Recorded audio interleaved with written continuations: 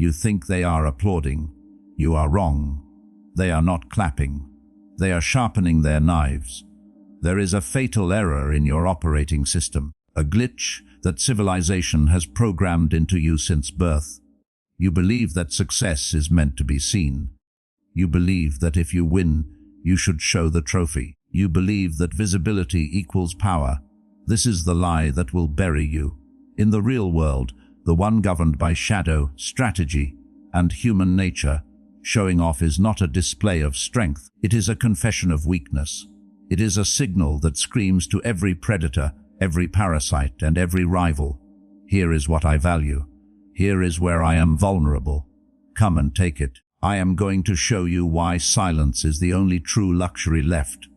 I am going to deconstruct the mechanics of your own ego and show you why the most dangerous men in history moved in the dark. By the end of this video, you will understand why the person who flaunts their power is already halfway to losing it.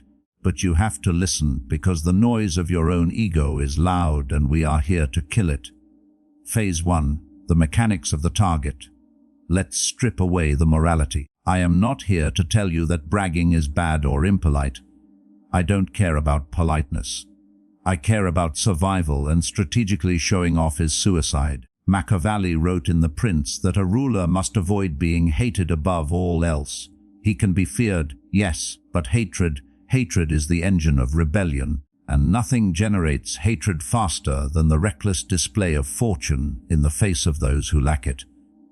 When you show off your money, your relationship, your promotion, your intellect, you think you are generating admiration, you think you are inspiring people. You are not. You are casting a shadow, and that shadow falls on the people around you.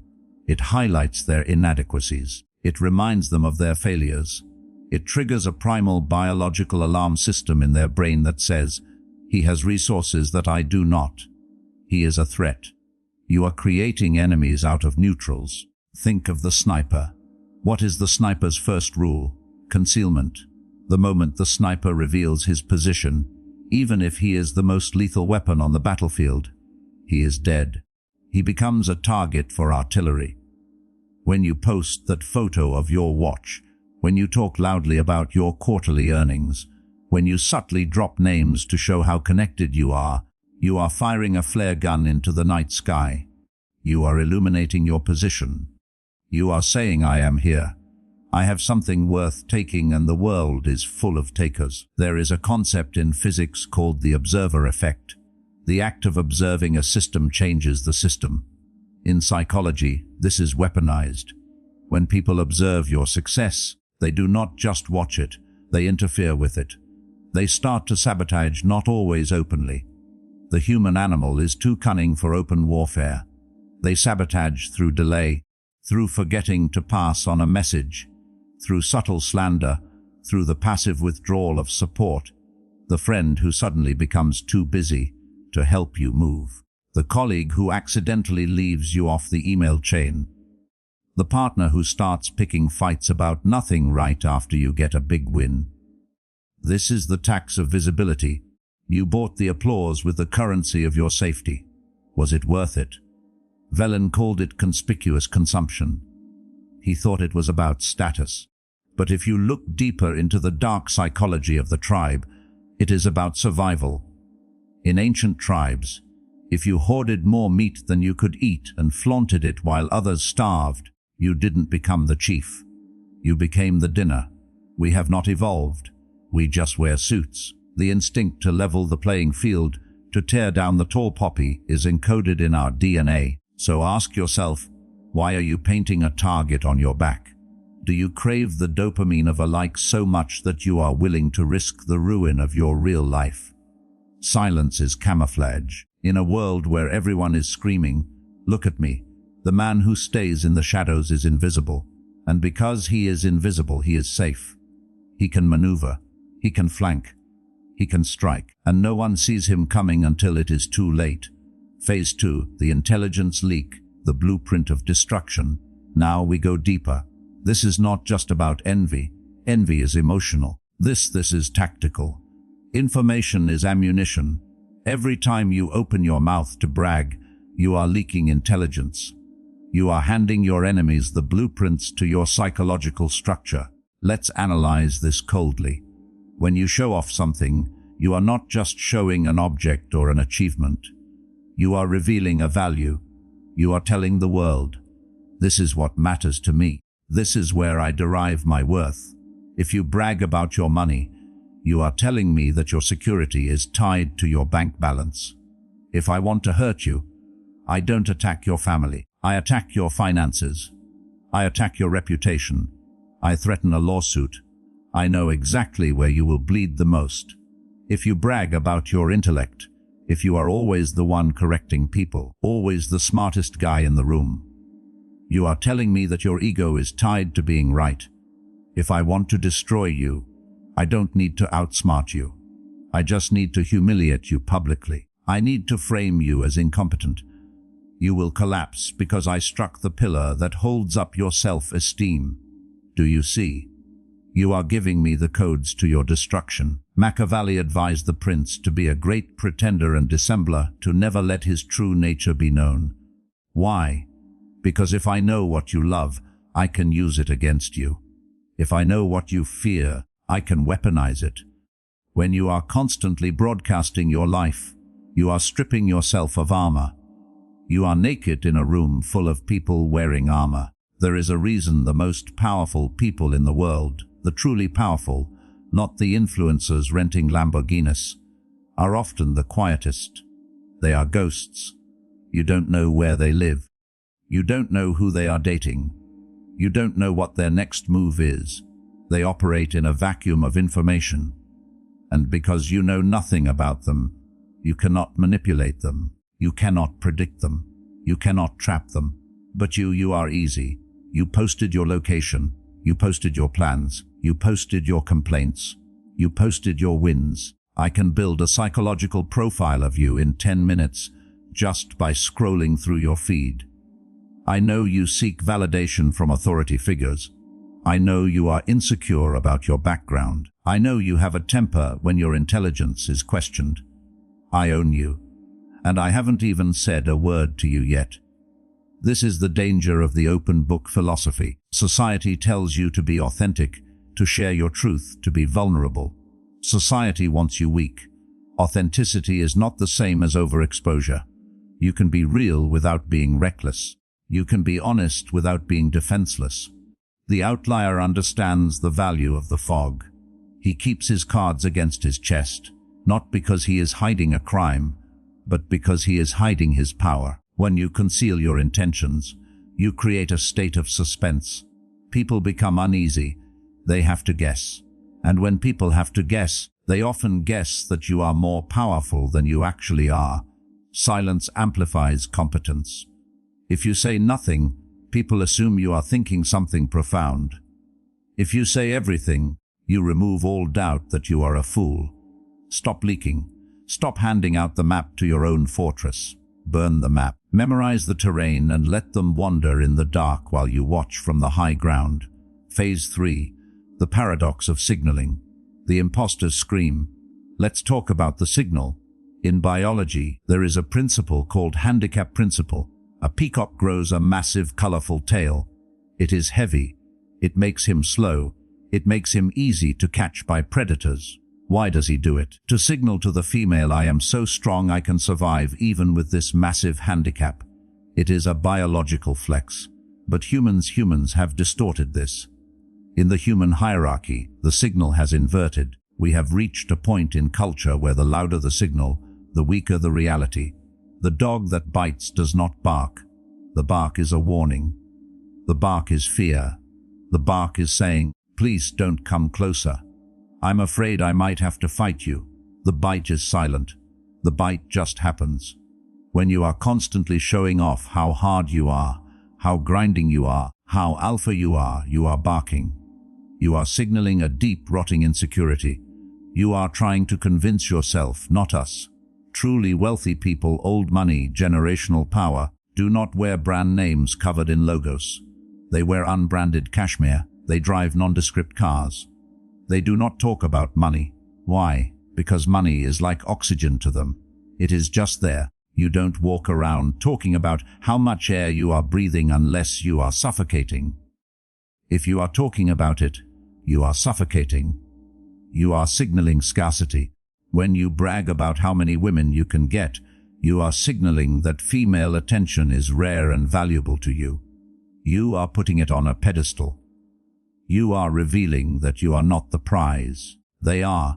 When you brag about how busy you are signaling that you have no control over your time. You are a slave to your schedule. You are not a master. You are a worker. Be buzzing loudly to show the queen you are useful. The outlier sees through this instantly. When I see a man trying too hard to impress me, I do not see power. I see a child asking for a pat on the head. I see a vacuum of self-worth that he is trying to fill with my attention, and that makes him repulsive. Robert Greene speaks of the law of seduction. Seduction requires mystery. It requires a pull. When you push your accolades in someone's face, you are repelling them. You are trying to force a transaction. I show you cool thing. You give me respect. Respect cannot be bought. It can only be commanded. And it is commanded by what you do, not what you say you did. There is a quiet confidence that comes from knowing you are capable of violence, but choosing peace. From knowing you could buy the room, but choosing to sit in the corner. From knowing you have the answer, but letting others speak first. That is the energy of the king. The jester is the one jumping up and down, waving his bells, desperate for the king to look at him. Which one are you? Are you the king, secure in your silence, or are you the jester dancing for crumbs of validation? Every time you post that story, every time you humble brag, every time you fish for a compliment, you are putting on the bells. You are dancing and the world is laughing, not with you at you. Because they see the desperation, they smell it. It smells like sweat and cheap cologne. It smells like fear. You must kill the part of you that needs to be seen. It is a parasite. It eats your potential and excretes mediocrity. You must become comfortable with being underestimated. In fact, you should invite it. Let them think you are average. Let them think you are broke. Let them think you are slow. General Sun Tzu said, "All warfare is based on deception." Hence, when able to attack, we must seem unable. When using our forces, we must seem inactive. If they think you are unable, they will lower their guard. They will get sloppy. They will reveal their own weaknesses because they do not see you as a threat. And that is when you win, not with a shout but with a whisper. Phase 4, the economics of mystery, scarcity, value. Let's move to economics, basic supply and demand. The more there is of something, the less it is worth. Oxygen is essential for life, but it is free because it is everywhere. Diamonds are useless, but they are expensive because they are rare. Your presence, your thoughts, your achievements, these are commodities. When you flood the market with your thoughts, when you post every waking moment, when you tell everyone everything, you are inflating the currency of you.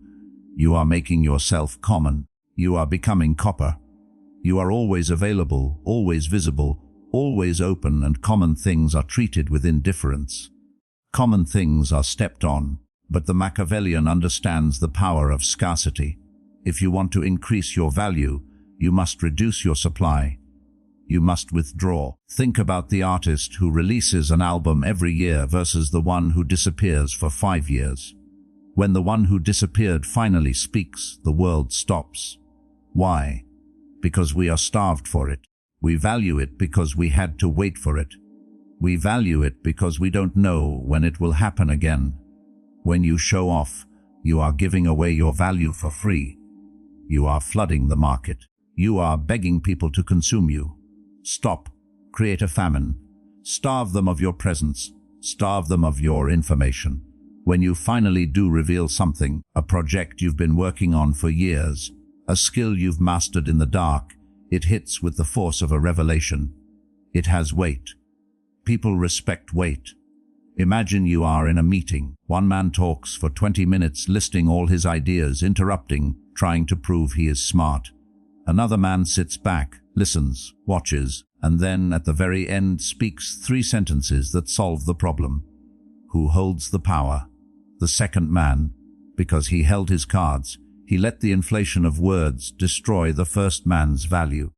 He waited until the market was desperate for clarity, and then he provided it. He used the scarcity of his voice to command the room. You must apply this to your life. Stop telling people what you are going to do. The energy you spend talking about the plan is energy stolen from the execution of the plan. There is a psychological phenomenon called social reality.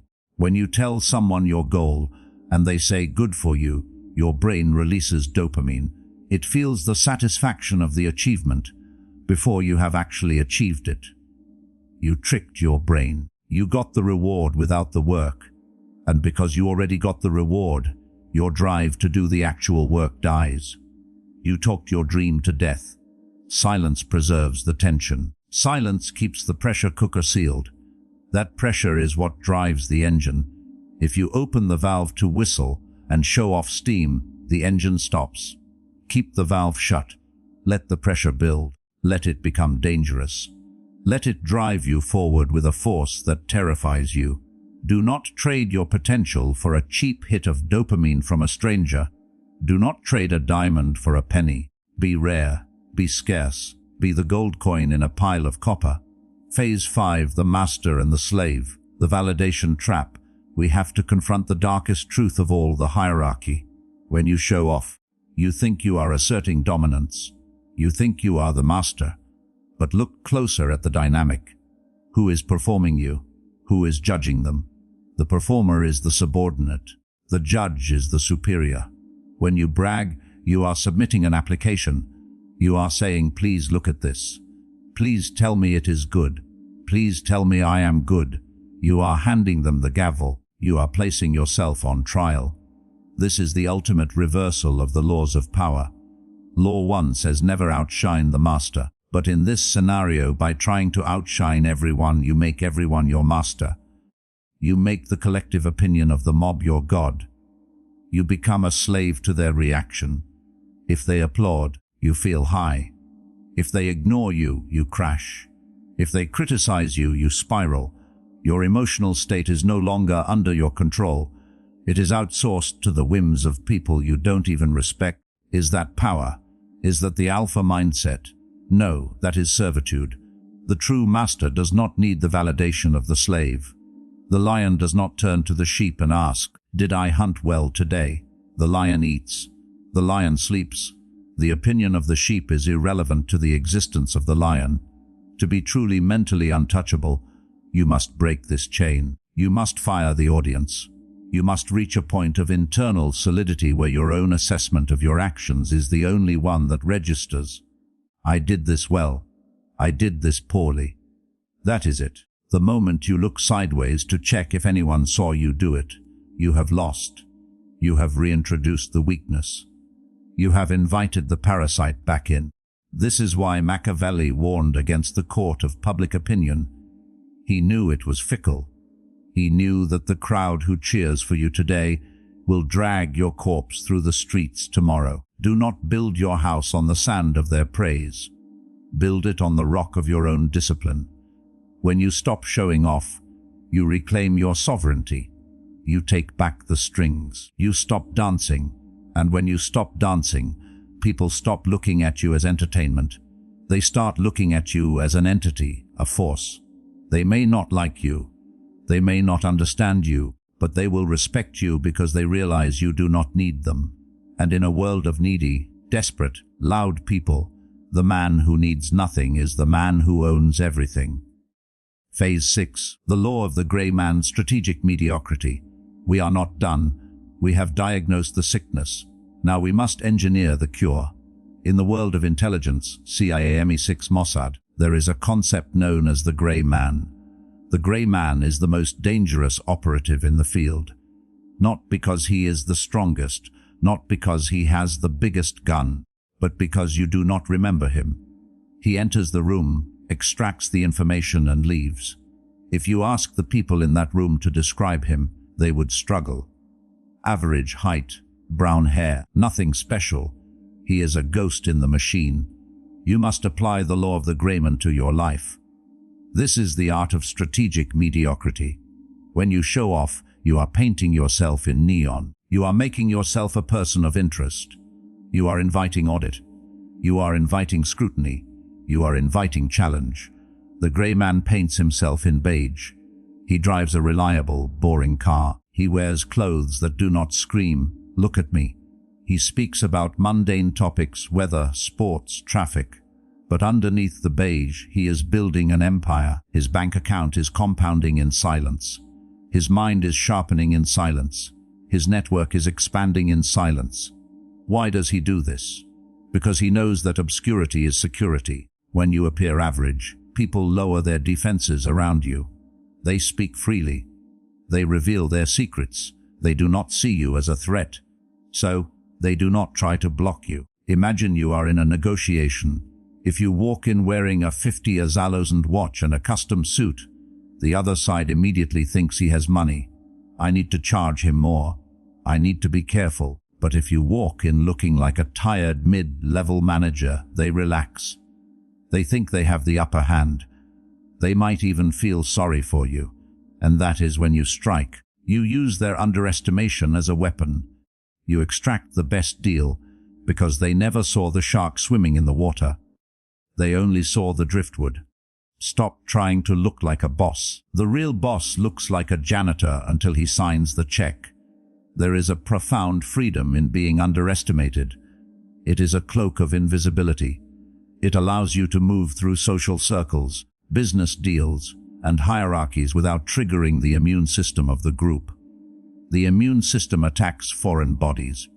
It attacks things that stand out, don't stand out, fit in, be the background noise, be the static. And while they are distracted by the loud, colorful peacocks dancing in the center of the room, you walk out the back door with the prize. Phase 7. The reverse brag, weaponized humility. Machiavelli taught us that it is better to be feared than loved. But he also taught us that it is useful to be considered weak until it is time to be strong. This brings us to the reverse braggart. Most people brag to inflate their status.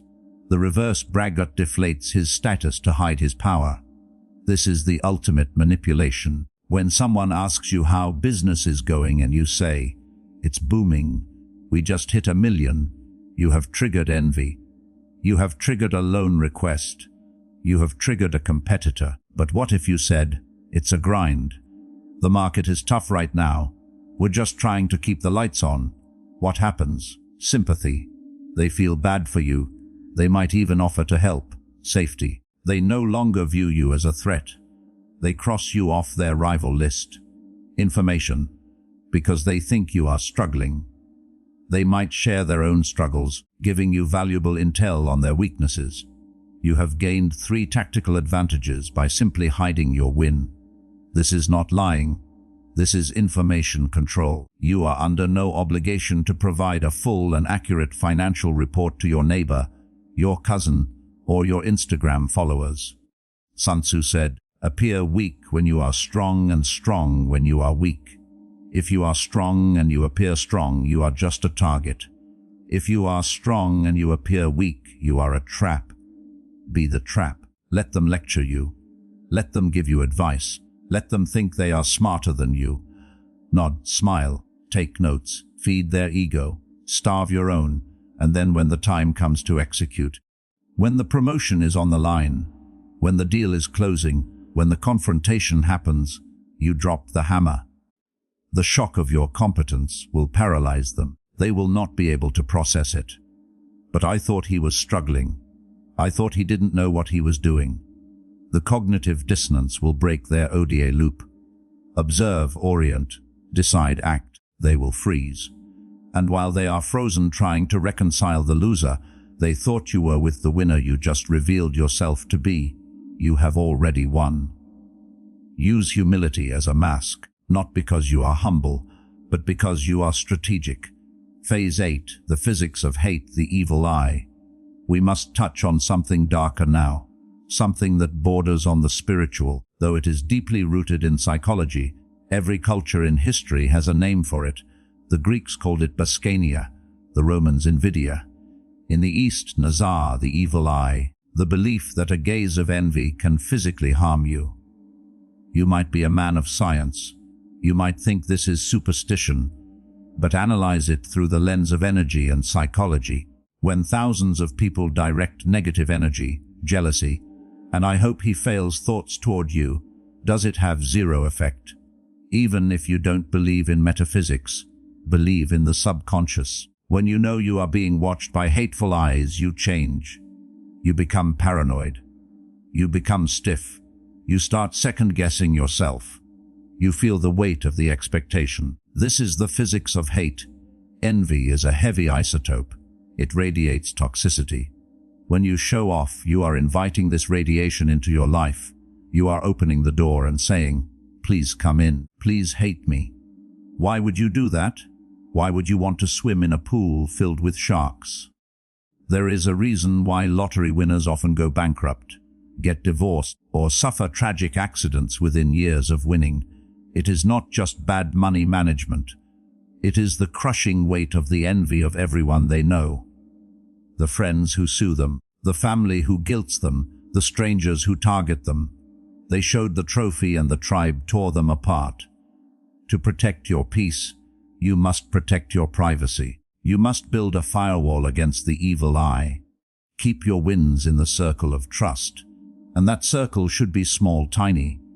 If you buy a house, tell your parents, maybe your partner. Do not post the address. Do not post the key. If you get a raise, put it in the bank. Do not buy a bottle at the club.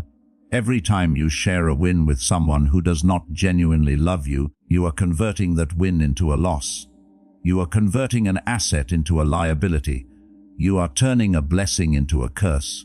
Stop cursing yourself. There is a peace that comes from secret happiness. The Japanese have a concept for this. Haimtaru, the beauty of the hidden.